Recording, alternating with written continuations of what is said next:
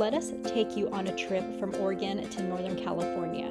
This adventure is filled with waterfalls, volcanoes, forests, and hidden gems. Here are 6 amazing places to check out on this unforgettable drive. Our first stop is Highway 138, also known as the Waterfall Highway in Oregon. This scenic route runs about 100 miles and features over a dozen hikeable waterfalls between Diamond Lake and Roseburg. It's about 75 miles south of Bend. We came from Redmond, so this route made perfect sense for us. We first discovered this drive a couple of years ago, but we were both battling head colds and didn't get to explore much. So we returned for a second attempt. Coming from the east, the first waterfall we stopped at was Clearwater Falls. Here it is, and it's pretty amazing. We would have spent more time here, but the mosquitoes were relentless. I would like to mention before we head out that there are several campgrounds in this area. Some are first come, first serve. Our plan was to stay at one, but the mosquitoes won the battle and we decided to move on. That said, we have visited in the fall before, and it's a great time to go. Cooler temperatures and fewer bugs.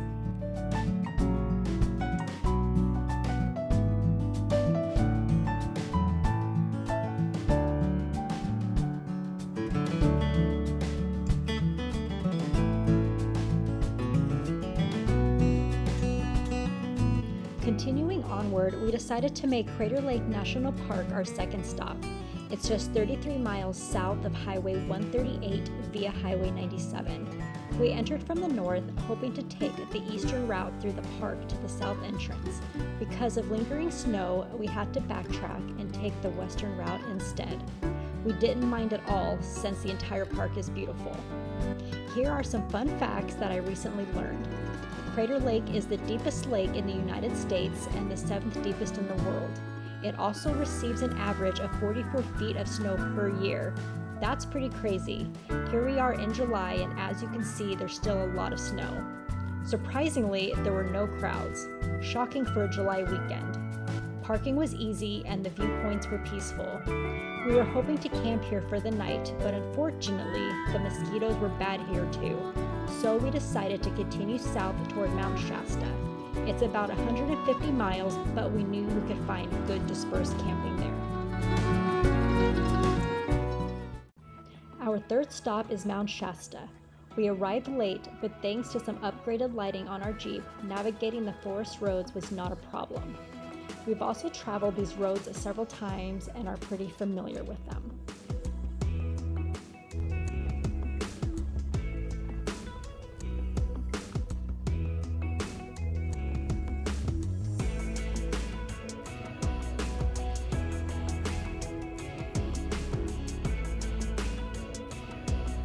We found a great camp spot, and after a good night's sleep, decided to take a morning hike.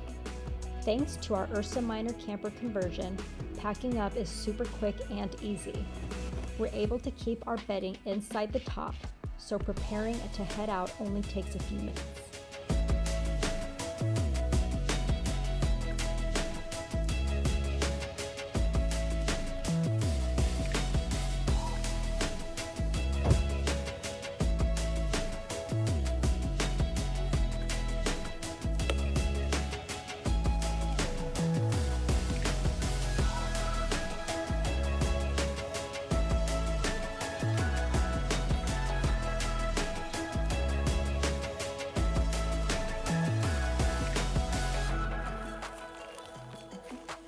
That's a lot of bugs.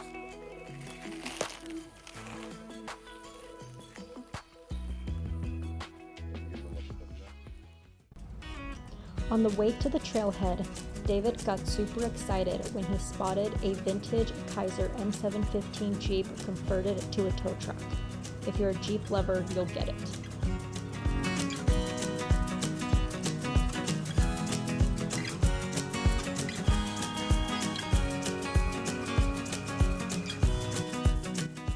We made it to one of the many trailheads and hiked around a section of the Pacific Crest Trail.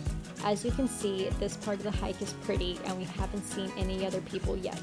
The Pacific Crest Trail is a designated National Scenic Trail that was established in 1968. It's about 2,650 miles long and stretches from Mexico to Canada. I bet we only hiked about 1.5 miles of it today.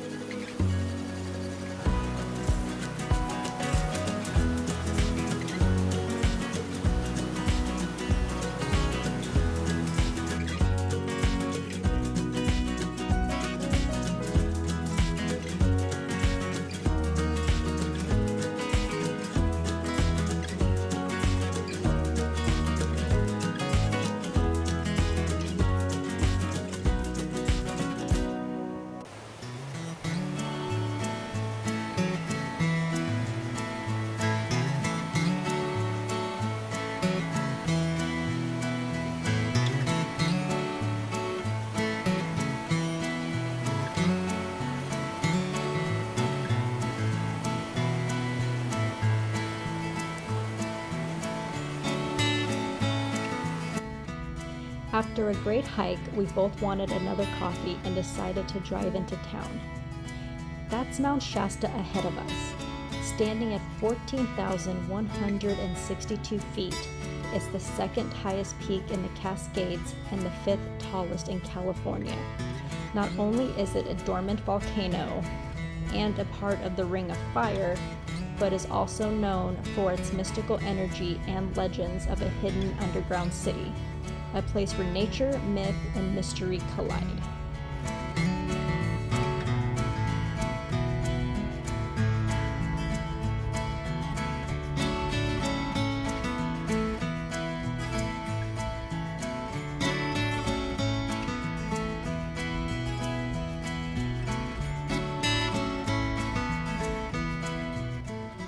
Here we are arriving in the small town of McCloud, the 4th stop. David's been coming here since he was 10, and it's one of our favorite places to visit. Let's take a tour. The little blue building on the left is called Floyd's Frosties. We're pretty sure it's been in business for at least 20 years or more. They have really good burgers, fries, milkshakes, tons of other options, and it's definitely worth a stop if you're in the area.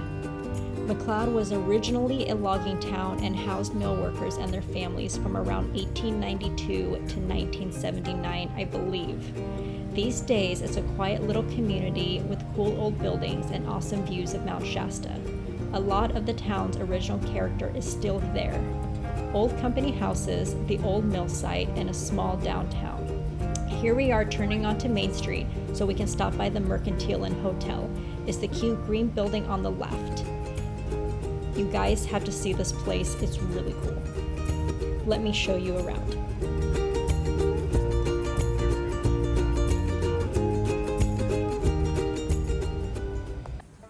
Here on the right is a candy store. They have lots of options, whether you're into chocolates, gummies, or old school candies, there's something here for everyone. Over here on the left, you'll see some historic photos showing what the town used to look like in the past. This is one of our favorite parts because we love learning about history, and having photos to go along with it makes them even more fascinating. If you continue it down this hallway, it will take you to the hotel part of the building. It's one of our favorite places to stay, but book ahead for weekends, especially during the summer. They also have this really cute and cozy coffee shop, which has really good coffee, by the way. My go-to is the blended mocha, and David loves their Americanos. We're now heading into the shopping area, where you'll find a great selection of clothing, accessories, home decor, jewelry, art, and much more.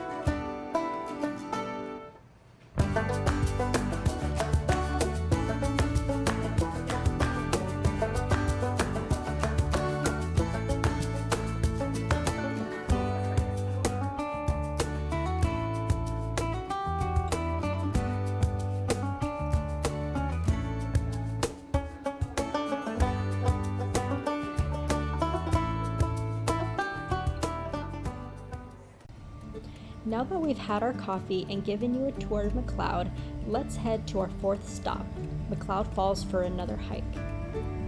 Just a short drive from town, off Highway 89, is McCloud Falls. It features 3 waterfalls, upper, middle, and lower. Definitely worth checking out, but access roads do close for winter, usually from November 1st through April 1st. The first waterfall we're approaching is Lower Falls, which is one of the most popular spots. It's located close to the parking lot, offers plenty of open space, great river access, and you can watch people jump into the waterfall pool below or jump in yourself.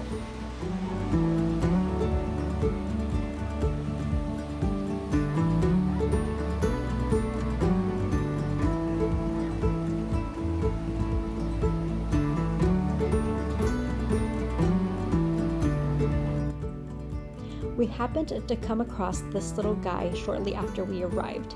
He was just a few feet away and didn't seem afraid of us at all. He actually seemed to enjoy our company, and we enjoyed spending a few minutes with him.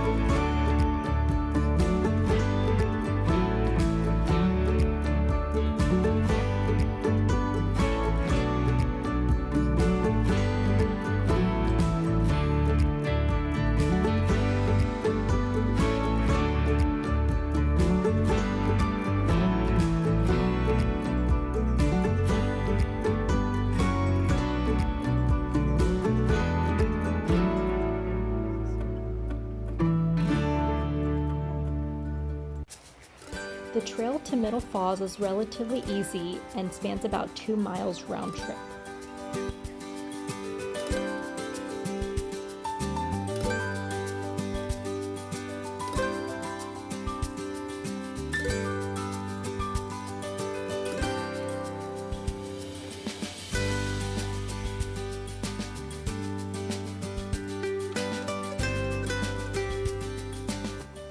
Nearby, you'll find Fowlers Campground, which offers a shorter route to Middle Falls, though it has no day-use parking. The campground is small, with just 39 sites, 8 of which are available on a first-come, first-served basis. Last time I checked, the cost was $23 per night and is open seasonally from mid-May through mid-October. Reservations can be made through reservation.gov. We haven't stayed there yet, but we'd like to so we can capture some night photos of the falls.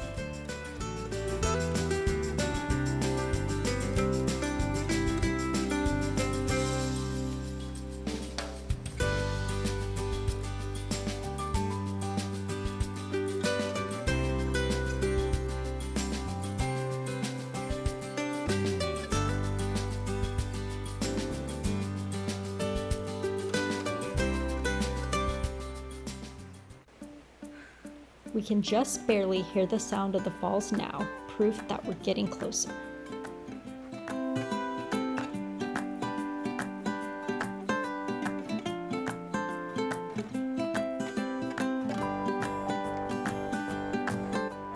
We have done this hike many times, and it's just as exciting every time we come.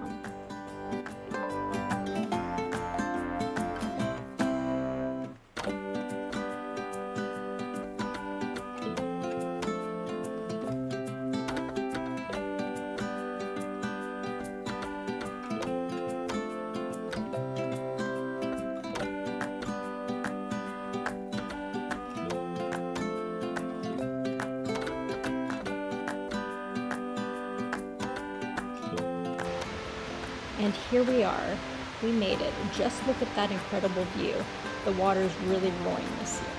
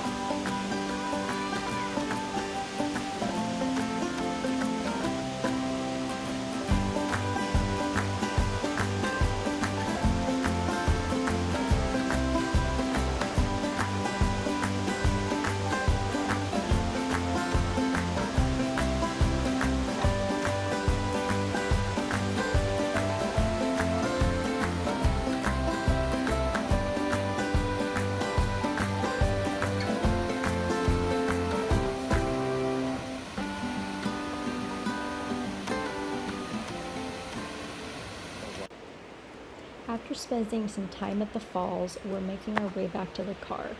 But our day isn't over yet. There are still 2 more spots we'd love to explore before we head home.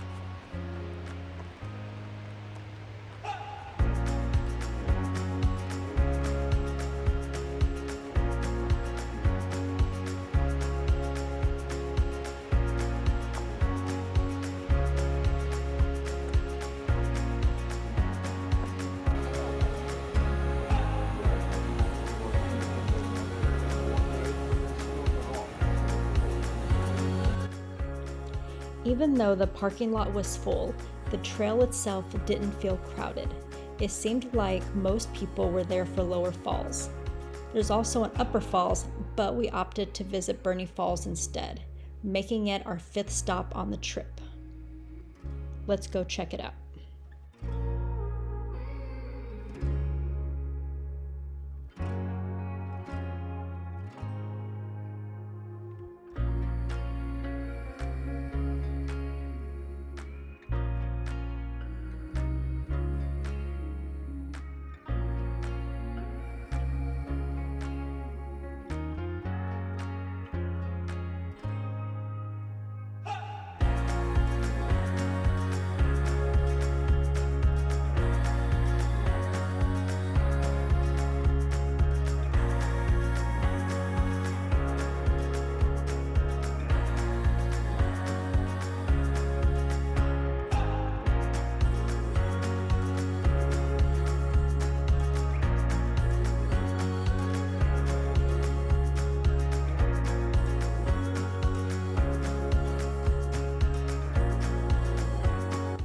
Burney Falls is located about 36 miles south of McCloud Falls along Highway 89.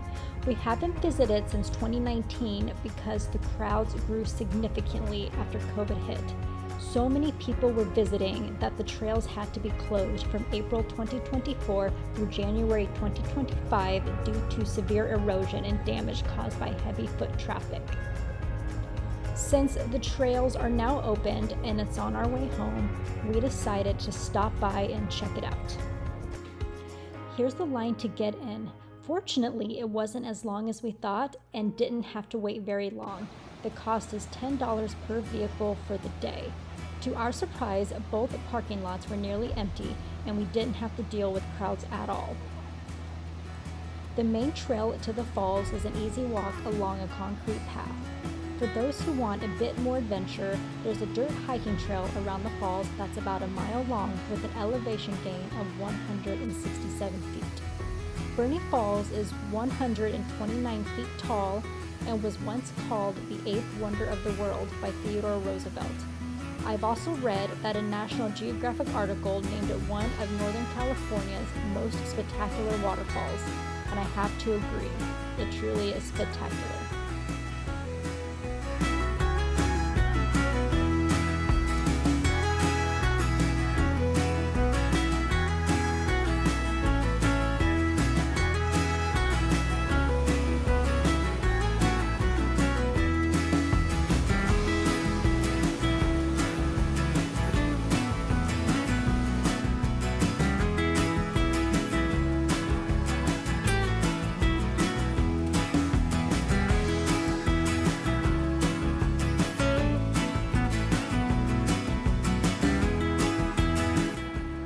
We had some extra time, so we decided to hike the mile-long trail up and around the falls.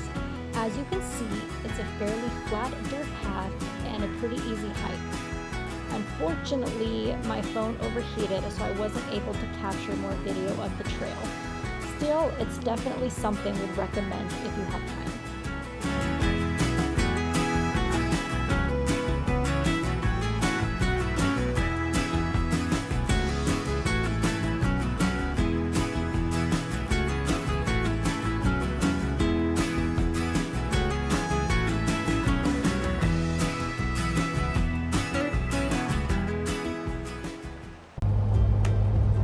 Heading into Lassen, and it's 90 degrees and raining. Kind of interesting.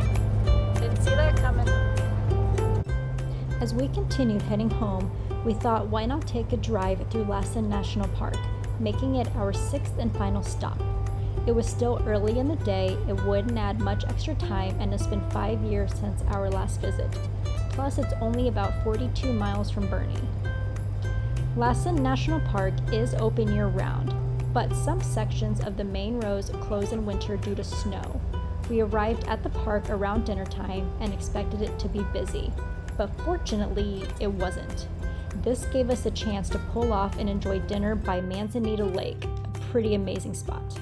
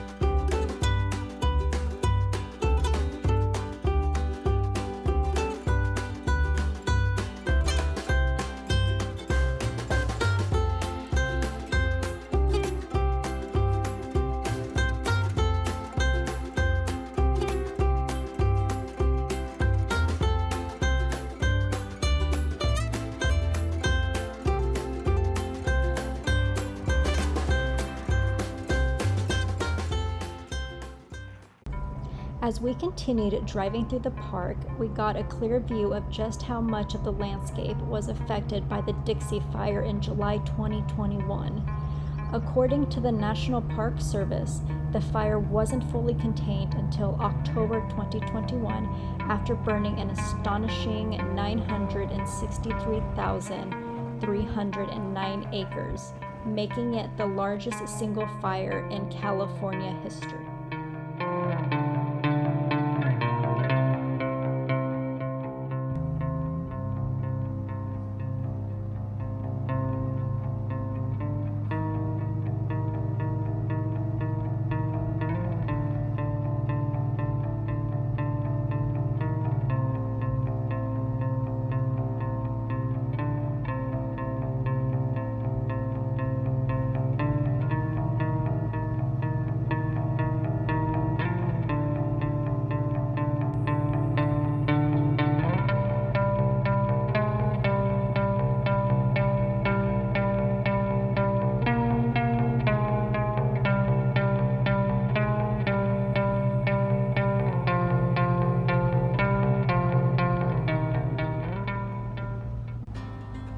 It's July and yet there's still snow piled along the road. Just goes to show how high the elevation is here and how much snow this area gets during the winter. Driving past snow in the middle of summer definitely adds to the uniqueness of Lassen.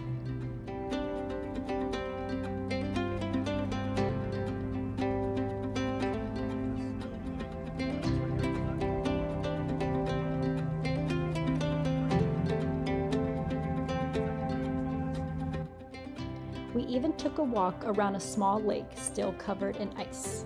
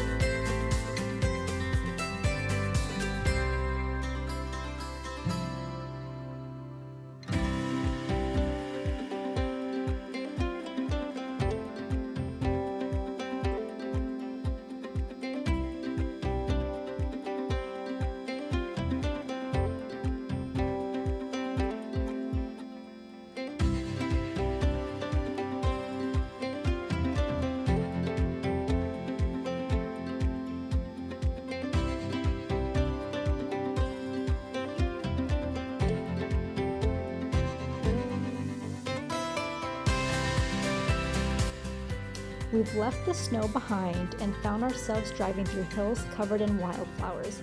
The scenery this time of year is stunning.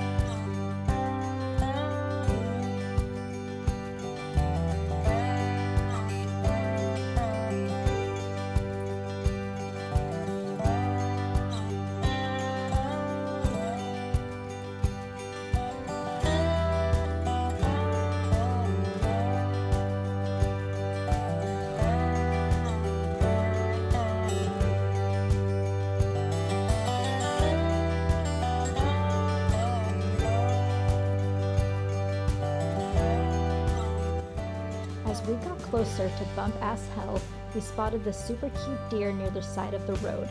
She wasn't bothered by us, just eating some grass and looking around. It was cool to see some wildlife while checking out the geothermal spots nearby.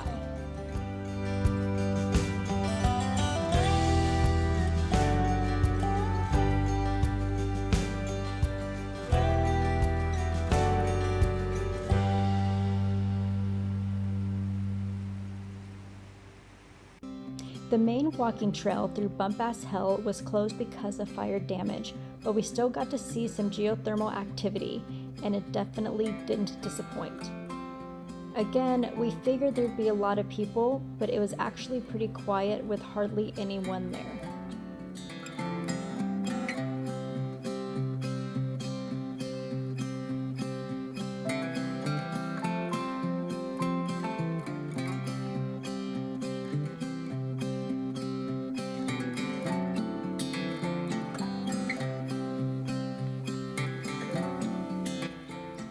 On our way to the car, we saw the small hiking trail nearby. We decided to check it out and were greeted by this mama deer and her two curious young fawns. We kept our distance so they didn't seem to fear us at all. In fact, they appeared quite comfortable. For about an hour, they treated us to an unforgettable experience, allowing us to capture beautiful video footage and snapshots.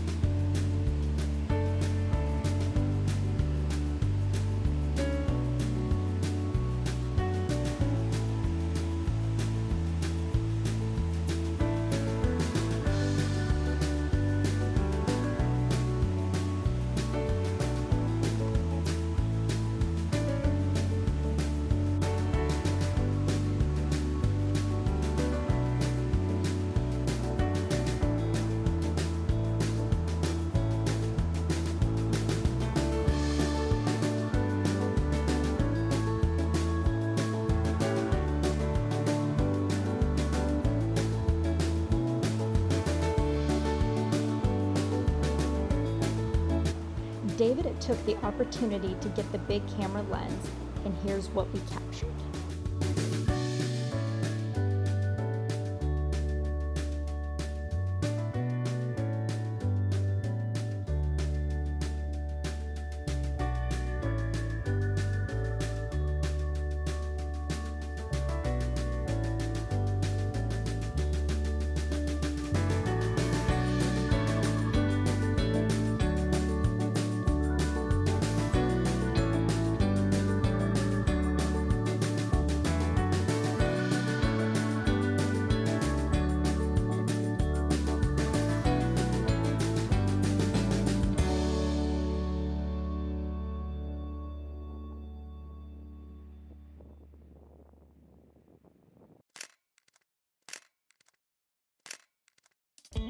By this time, the sun was beginning to set and we decided to head home. The drive out was beautiful and included some amazing views along the way.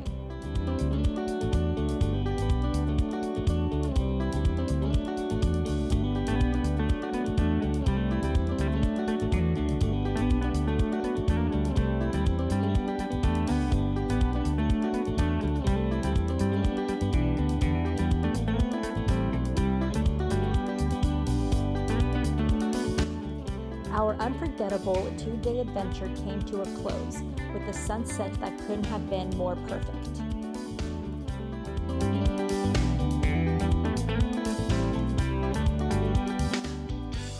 We had an absolute blast exploring all these places in 2 days and hope you enjoyed coming along for the ride. Please let us know if you've been to any of these spots or have any stories or comments to share. Until next time, happy adventuring.